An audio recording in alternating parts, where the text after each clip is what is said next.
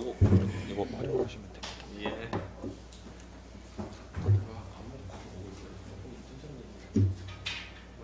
천천히 시작해도 되고. 예.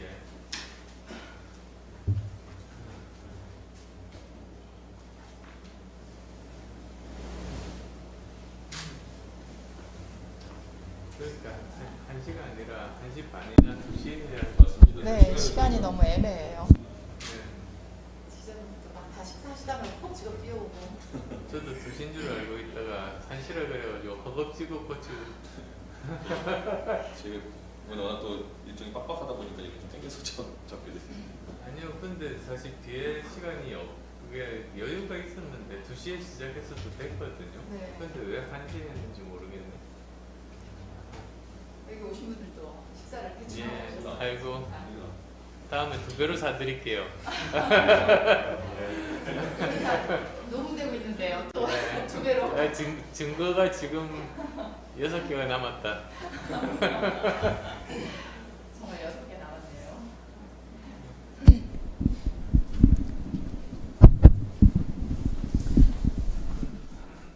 지금 오고 계시는 분도 2분 계시는데요. 다른 언론사 기자분께서도 한 조금만 좀 밀어달라고 요청은 왔는데 그래도 약속된 시간이 1시인지라 저희가 진행을 시작해야 될까 합니다.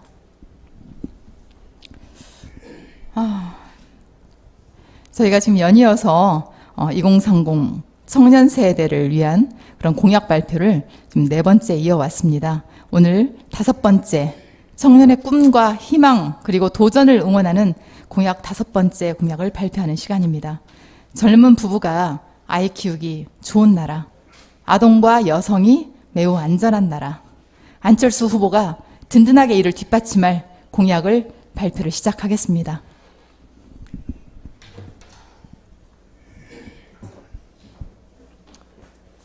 자, 이게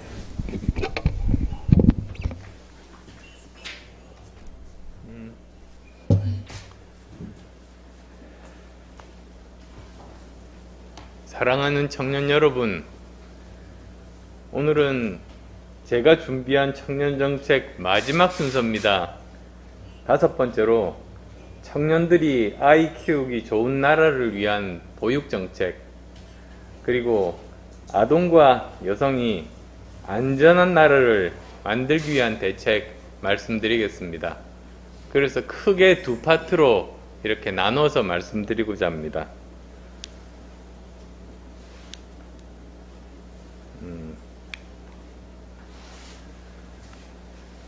통계청 조사를 이제 보게 되면은 2019년 기준으로 결혼, 임신, 출산, 육아 등으로 일을 쉬게 된 경력 단절 여성이 170만 명 정도가 됐습니다. 이 중에 육아로 일을 그만두게 된 분이 이 중에서 38.2%였습니다. 그런데 2017년만 해도 32%였거든요. 정말 큰 폭으로 지금 늘어나고 있는 겁니다. 왜 이런 일이 생겼을까? 그건 다 아실 겁니다. 육아, 초등교육기간까지 아이 키우는 문제 때문에 청년 여성들이 자신의 꿈, 열정, 능력 발휘하지 못하고 중간에 일을 그만둘 수밖에 없는 이유가 되고 있음을 바로 이 자료가 보여줍니다.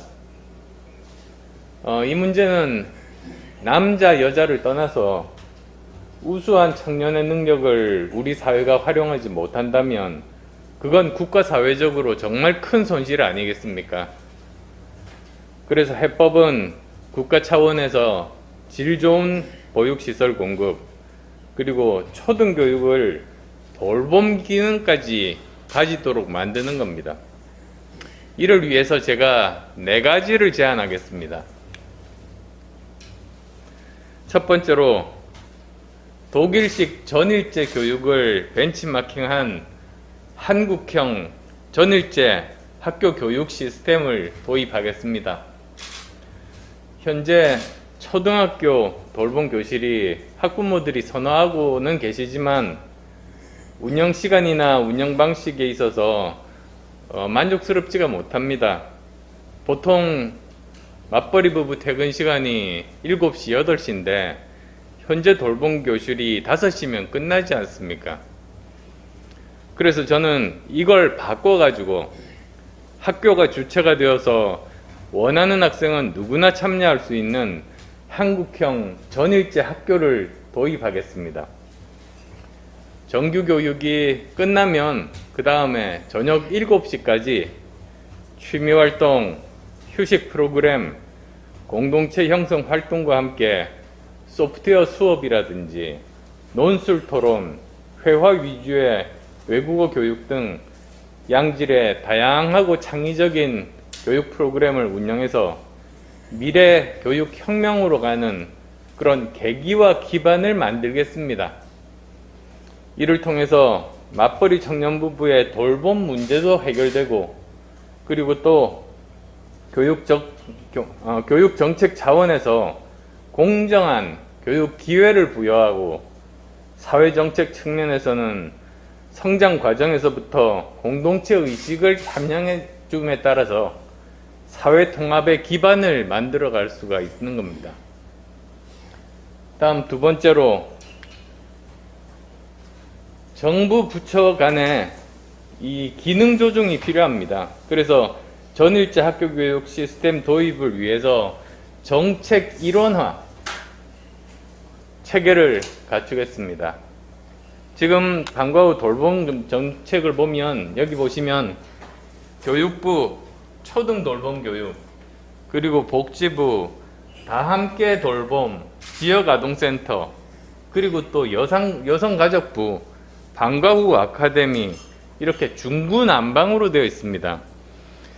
그리고 또 학교에서 하면은 그건 교육기관이고, 또 시설은 복지기관이다, 이런 또 인식의 차이도 존재합니다. 그래서 이제 인식과 발상을 모두 바꿀 때입니다. 무엇보다도 사실 이것 자체가 왜 이렇게 되었느냐, 이게 수요자 위주의 마인드 때문에 그렇습니다. 공급자 위주의 마인드 때문에 그렇습니다. 정부가 이렇게 할 테니까 국민들은 따르라, 그런 사고방식 때문에 이런 일이 생겼는데, 이걸 반대로 바꿔서 정말로 수요자인 국민 위주로 공급자인 정부가 자신들의 이런 체계를 바꾸는 것이 옳은 일 아니겠습니까? 그래서 이렇게 교육부, 복지부, 여가부 이렇게 흩어져 있는 돌봄 정책 일원화하는 일이 제가 말씀드리는 두 번째입니다. 자, 세 번째입니다. 보육 국가시 책임제 실현을 위해서 5년간, 그러니까 임기 내에 공공보육시설을 아동수 대비 70%까지 확대하겠습니다. 지금 정부 계획을 아시겠습니다만 2020년에 32%인 공공보육 이용률을 지금 정부 계획대로 한다면 2025년, 그러니까 다음 정부 3년차가 되면 50%까지 늘리는 거기까지 목표로 잡혀 있습니다. 근데 저는 그것을 더 늘려서 2027년에 70%를 만드는 것을 목표로 하고자 합니다. 이를 위해서는 2025년 50% 목표 달성을 위해서는 매년 550개씩 그렇게 국공립 어린이집 확충 계획이 세워져 있는데요. 이것을 달성하기 위해서는 2027년까지 매년 838개 이상을 확충해야 됩니다. 계산해 보니까 그렇게 나오더라고요. 그렇게 되면은 2027년 다음 정권 임기 말에 공공보육 이용률 70%, 국공립 어린이집 1845개 확충이 실현됩니다. 자, 그 다음 마지막으로 네 번째입니다.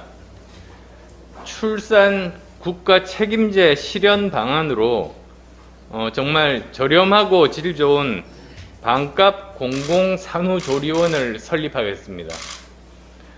우리나라 기혼 여성 4분 중에 3분이 산후조리원을 이용하는 건 아실 겁니다.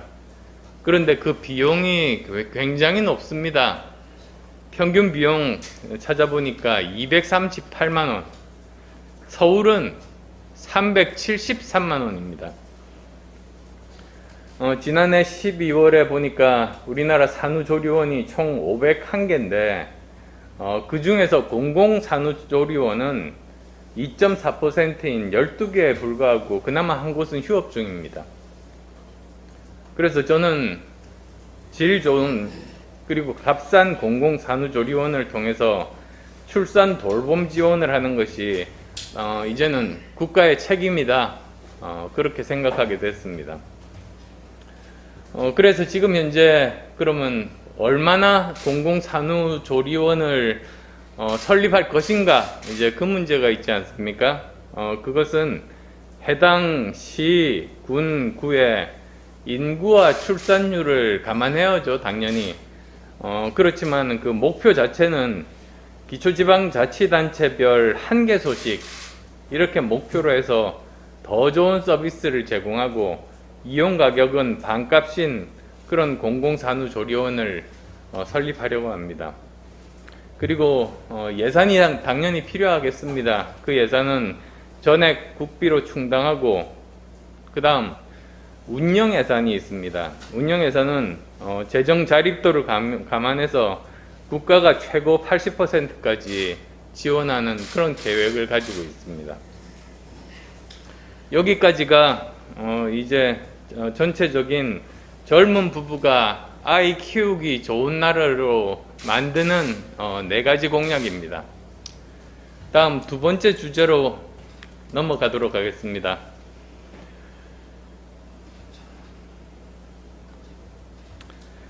아동과 여성의 안전에 대한 문제입니다. 우리나라 아동과 여성, 특히 청년 여성의 삶은 안전하지가 않습니다. 2019년 기준으로 성폭력 사건 발생 수가 31,400건, 2010년에 비해서 1.5배가 증가했습니다. 데이트 폭력도 2013년 7,237건에서 2019년에 9,858건으로 매년 증가 추세입니다. 스토킹 건수는 말할 것도 없이 계속 폭증하고 있습니다. 그래서 이를 막기 위해서 다음 3가지부터 말씀드리고자 합니다. 이것만으로 되는 건 아니겠습니다만 최소한 이런 3가지는 반드시 하겠다는 그 말씀입니다. 우선 첫 번째로 성적 자기 결정권을 위해서 비동의 강간죄 원칙에 따라서 성범죄를 엄벌하겠습니다. 우리나라 지금 현행 강간죄를 보면 반항이 불가능하거나 또는 현저히 곤란한 정도로 폭행, 협박을 당해야만 성립하게 되어 있습니다. 그러다 보니까 이게 사실 세계적인 기준하고도 맞지가 않고요. 그리고 국민 정서와도 동떨어져서 국민적인 분노를 일으키는 일이 종종 언론의 지면을 장식하고 있는 겁니다. 그래서 우리가 최소한 글로벌 스탠다드는 되어야 한다, 그런 뜻입니다. 그래서 거절 의사를 밝힌 혹은 명시적인 동의 의사라 볼 수 없는 상황에서 관계를 시도했다면 성폭행으로 처벌하도록 형법 297조를 개정하도록 하겠습니다. 또 폭행, 협박, 위협으로 무력을 사용하거나 특히 미성년에 대한 성폭행 범죄에 대해서는 집행유예나 감형 등을 금지해서 강력 처벌하도록 하겠습니다. 다음 2번째입니다. 2번째로 스토킹 처벌법에 잠깐만요.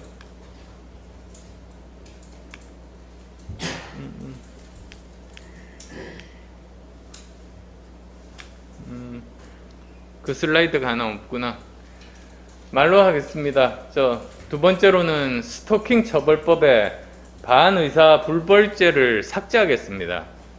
사실 스토킹 처벌법이 발의가 지난 3월에 통과가 됐죠. 22년간 이렇게 통과되지도 않다가 통과가 돼서 이제 실행하는 과정에서 보니까 현장에서 문제가 발생하고 있습니다. 그 중에서 가장 중요한 문제가 반의사 불벌죄가 거기에 법안에 포함이 되다 보니까 가해자가 합의나 고소 취하를 종용하거나 위협, 협박, 보복 폭행으로 이어지는 2차 피해가 발생하고 있는 겁니다. 그래서 저는 반의사 불벌죄를 삭제해야 한다고 봅니다. 또 18세 미만 청소년을 대상으로 한 스토킹은 가중 처벌할 수 있도록 그렇게 법안 개정이 필요하다. 제 말씀은 그렇습니다. 또 있습니다. 지금 보면 경찰의 긴급 응급 조치로 스토킹 가해자가 피해자 100m 이내 접근 금지하도록 되어 있는데요. 얼마 전에 언론에도 났습니다만 이 100m란 게 성인 남자 같으면 15초 만에 뛰어올 수 있는 거리 아닙니까? 저처럼 마라톤 한 사람은 더 빨리 뛰어올 수도 있는데 이게 도저히 그 피해자를 막을 수 있는 거리가 아닙니다. 그래서 최소 1km 이상 접근 금지 방안이 저는 법안에 포함되어야 된다. 저는 그렇게 생각합니다. 100m는 피해자를 보호할 수 없는 거리다. 제가 그걸 강조하기 위해서 그렇게 말씀드렸습니다. 그리고 다음 세 번째, 디지털 성범죄 문제입니다. 특히 제가 작년 초에 1월 19일 귀국하면서 제일 처음 문제를 제기했던, 정치권에서 그 전까지 누구도 제기하지 않았던 문제인 N번방 문제, 결국은 지금 그것을 계기로 해서 이 범죄자들이 처벌을 받고 있는 이런 결과까지도 왔습니다만, 이러한 제2의 N번방, 디지털 성착취가 일어나는 디지털 플랫폼에 책임을 묻겠습니다. 그래서 디지털 성범죄 피해자 지원센터에 상담을 접수한 피해자 수가 2018년에 비해서 2019년에 지금 2배로 증가하고 있을 정도로 지금 폭증하고 있는 추세이거든요. 그런데 이것을 어떻게 하면 막을 수 있는가? 사실 여러 가지가 필요합니다.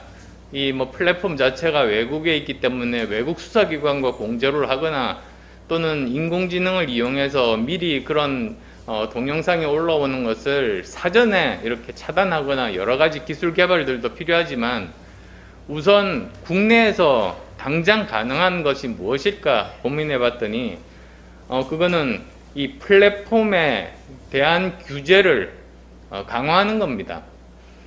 그래서 이 디지털 성착취 재생산에 핵심적인 역할을 하고 있는 디지털 플랫폼이 있다면 책임을 강화하기 위해서 민형사상 처벌, 징벌적 손해배상, 그리고 디지털 성착취에 가담한 플랫폼과 운영자를 강력하게 처벌하겠습니다.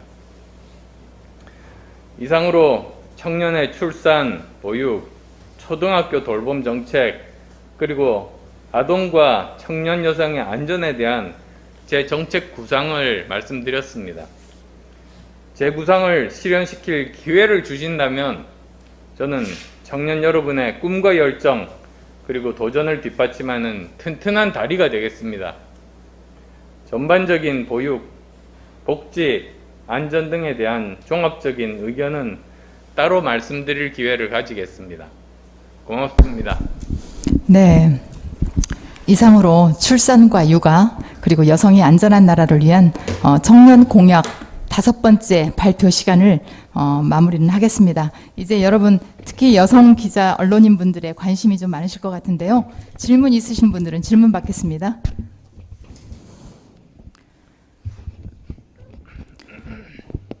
질문 하시겠습니까? 네. 네. 그 정책 관련해서 좀 질문을 드리고 싶은데요. 일단 전일제학교 같은 경우에 이렇게 되면은 지금도 이 교사나 이렇게 일하시는 분들 이 근로 시간이 굉장히 긴데 이렇게 되면 근로 시간이 더 늘어날 수밖에 없거든요. 어떻게 해결하실 건지. 그리고 그 보육 정책에서 이 산업 공공산업조례원 같은 경우에 굉장히 좀 예산이 많이 들어갈 것 같은데 잠깐만요. 두 번째 질문 다시 해주세요. 예. 예. 그 공공산후조리원 같은 경우에 공공산후조리원. 예. 예산이 되게 많이 들어갈 것 같은데 얼마 정도 예산 혹시 추계가 있으신지 그 예산은 어떻게 마련하실 건지 좀 궁금합니다. 우선 첫 번째 질문에 대해서는 거기 뭡니까? 이제 방과 후 학교, 전일제 학교 교육 시스템에 있어서 그 학생들이 수업을 끝나고 난 다음 저녁 7시까지는 다른 선생님들이 투여가 됩니다. 그래서 기존의 선생님들은 그 일하는 그 시간이 늘어나지 않고 오히려 이제 다른 분들이 그것을 전담함에 따라서 일자리도 저는 공공 일자리도 늘어날 수가 있고 그리고 또 기존의 선생님들이 가르치지 못하는 4차 산업혁명에 적응할 수 있는 새로운 여러 가지 분야를 가르칠 수가 있는 좋은 그런 저는 제도로 만들 수 있다 이렇게 보고 있고요.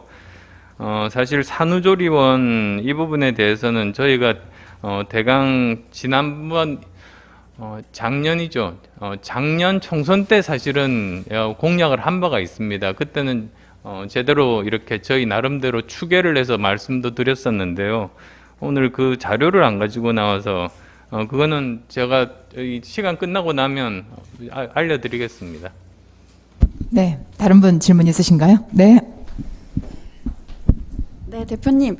그 방과 후 학교 프로그램 여러 부처에 흩어져 있는 것을 일원화하시겠다고 하셨는데 사실 방과 후 학교 프로그램뿐만 아니라 여러 청소년 정책들이 지금 부처마다 다 흩어져 있는 게 계속 문제 제기가 되어 있었거든요. 근데 이게 어느 부처로 모을 것이냐를 두고도 또 상당히 좀 논쟁이 되는 부분인데 어디로 좀 일원화하는 게 옳다고 보시는지도 궁금합니다. 사실 이게 이 문제뿐만 아닙니다. 제가 최근에 체육계 인사를 만났는데요. 체육계와 관련된 부처가 14개랍니다. 그래서 14군데에서 계속 보고서 내라고 하고 또 뭐 상반된 이런 정책들을 따르라고 하고 하면서 굉장히 혼란스럽다고 하더라고요.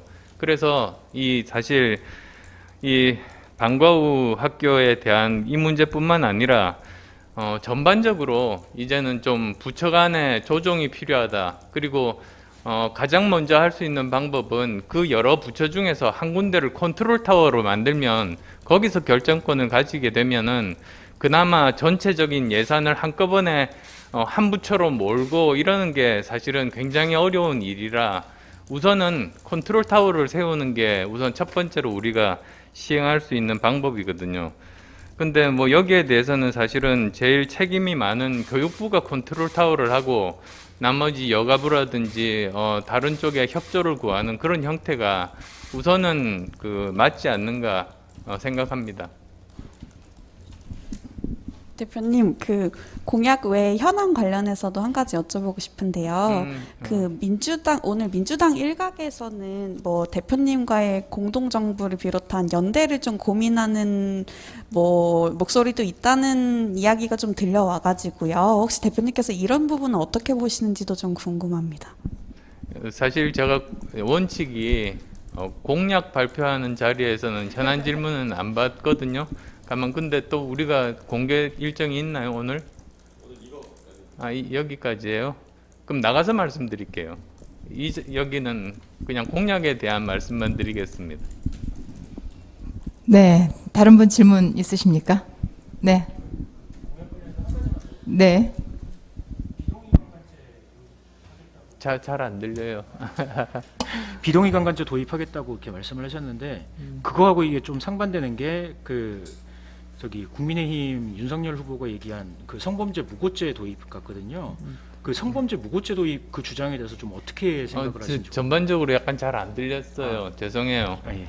예. 그 예. 비동의 관광제하고 아, 이제 좀 예, 예. 반대되는 게 음, 어떻게 보면 그 국민의힘 윤석열 후보가 얘기한 성범죄 무고죄 도입 같은데 그 성범죄 무고죄 도입이라는 주장에 대해서는 좀 의견이 어떠신지 좀 궁금합니다.